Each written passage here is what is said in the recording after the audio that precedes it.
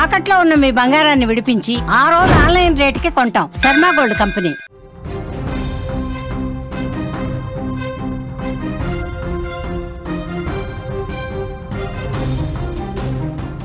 Breaking చూస్తున్నాం. Kurnool bus ప్రమాదం ఇంకా మరిచిపోకముందే ఇంకా కళ్ళ ముందు ఆ ప్రమాదం మెదులుతూనే ఉంది. ఇప్పుడు ఇంకొక బస్సు ప్రమాదం జరిగింది. కర్నూలు బస్సు ప్రమాదంలో 19 మంది సజీవ దహనమైనటువంటి ఘటన ఎంత సంచలనం రేపిందో మనందరికీ తెలుసు. అది ఇంకా మరిచిపోకముందే రాజస్థాన్లో జైపూర్లో ఓ బస్సు దగ్ధమైంది. ఈ ప్రమాదంలో 2 సజీవ దహనమైనట్టుగా సమాచారం వస్తుంది. 6 పరిస్థితి విషమంగా ఉన్నట్లుగా అక్కడి నుంచి డీటెయిల్స్ వస్తూ ఉన్నాయి. మరో 10 మంది తీవ్రంగా గాయపడ్డట్టుగా తెలుస్తోంది.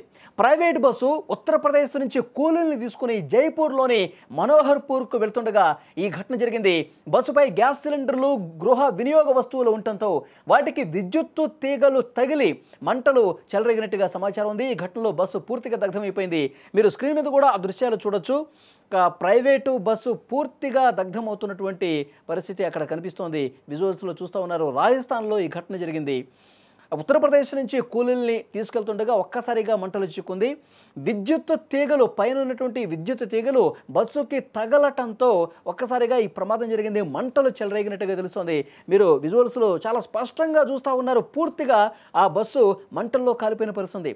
ఒక్కసారిగా అంటే ఆ బస్సు పైన గ్యాస్ సిలిండర్లు కావచ్చు, ఇంట్లో ఉపయోగించుకున్నటువంటి వస్తువులు అవన్నీ కూడా పెట్టారు. ఎందుకంటే వాళ్ళు వలస కూలీలు ఒక దగ్గర నుంచి ఇంకో దగ్గరికి వెళ్తూ ఉంటారు. అక్కడ పనులు చేసుకుంటారు, అక్కడ వండుకుంటారు, అక్కడ తింటారు. సో కొన్ని రోజుల పాటు పనుల నిమిత్తం వెళ్ళే వాళ్ళు ఈ విధంగా సిలిండర్లు కావచ్చు ఇవన్నీ తీసుకెళ్తూ ఉంటారు. మార్గ మధ్యలో వీళ్ళు ఒక బస్సులో వెళ్తుండగా ఒక్కసారిగా పైన ఉన్నటువంటి విద్యుత్ తీగలు వాటికి రాపిడికి గురై వాటికి తగిలి ఒక్కసారిగా మంటలు వ్యాపించినటువంటి పరిస్థితి. బస్సులో 20 మందికి పైగా ఉన్నారు కూలీలు. ఒక్కసారిగా షాక్ గురై ఒక్కసారిగా ఆ మంటలు బస్సు మొత్తం వ్యాపించినటువంటి పరిస్థితి ఉంది. విద్యుత్ తీగలు కావడంతో మొత్తం బస్సు షాక్కి గురైంది. ఆ షాక్లో ఉన్నటువంటి పూర్తిగా పైన వస్తువులు తగలబడుతున్నాయి. ఇవన్నీ కూడా బస్సుకు అంటుకున్నాయి. స్పాట్లోనే 2 చనిపోయారు. బుటాబుటిన అటుగా వెళ్ళే వాళ్ళందరూ కూడా రియాక్ట్ అయ్యి అంబులెన్స్కి ఫోన్ చేశారు. వెంటనే కాలిన గాయాలతో ఉన్న వాళ్ళని ఆసుపత్రికి తరలించిన పరిస్థితుంది. ఇప్పుడు ఆసుపత్రిలో చికిత్స పొందుతున్న వాళ్ళు ఎవరైతే ఉన్నారో వాళ్ళు 6 పరిస్థితి కూడా విషమంగా ఉన్నట్టుగా తెలుస్తోంది. మరికొంతమంది తీవ్రంగా గాయాల పాలైనటువంటి పరిస్థితి. ఈ బస్సు ప్రమాదాలు తీవ్రమైనటువంటి కలవరపాటుకు గురి చేస్తున్నటువంటి పరిస్థితి. వరుసగా ప్రమాదాలు జరుగుతూ ఉన్నాయి. ప్రైవేటు ట్రావెల్స్ బస్సులు కావచ్చు, మిగతా బస్సులు కావచ్చు.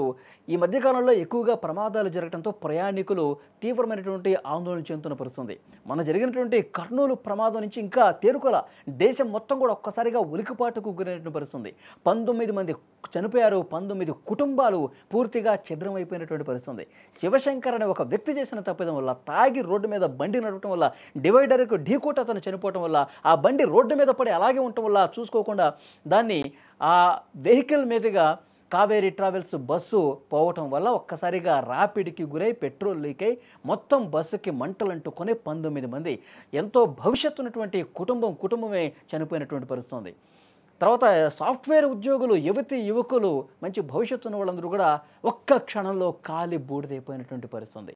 ఇలాంటి దారుణమైనటువంటి ఘటనలు దేశం మొత్తం కూడా ప్రధాని దగ్గర నుంచి ప్రతి ఒక్కరు కూడా షాక్ అయిపోయారు. అలాంటి ఘటన ఇంకెప్పుడు జరగకూడదని చెప్పి అందరూ కోరుకున్న పరిస్థితి. ఎందుకంటే ఆ బస్సు తగలబడుతున్నప్పుడు అందులో చిన్నపిల్లలు ఉన్నారు. 19 మంది బయటికి రాలేనటువంటి పరిస్థితి. అది ఏసీ బస్సు, మొత్తం డోర్స్ అన్ని క్లోజ్ అయిపోయినాయి. బయటికి రాలేని పరిస్థితి. 4-5 బయటపడ్డారు కానీ చాలామంది కూడా అందులో కాలిపోయి అలాంటి పరిస్థితి. ఇప్పుడు రాజస్థాన్లో జైపూర్లో కూడా అలాంటి ఘటనే. సార్ డ్రైవర్లో ఏమరపాటుగా ఉన్నారనాలా, లేకపోతే వాళ్ళు ఏదైనా మత్తులో ఉండి పోనిస్తున్నారా? ఎందుకంటే రెగ్యులర్ రూటే బస్సులన్నీ వెళ్తూ ఉంటాయి.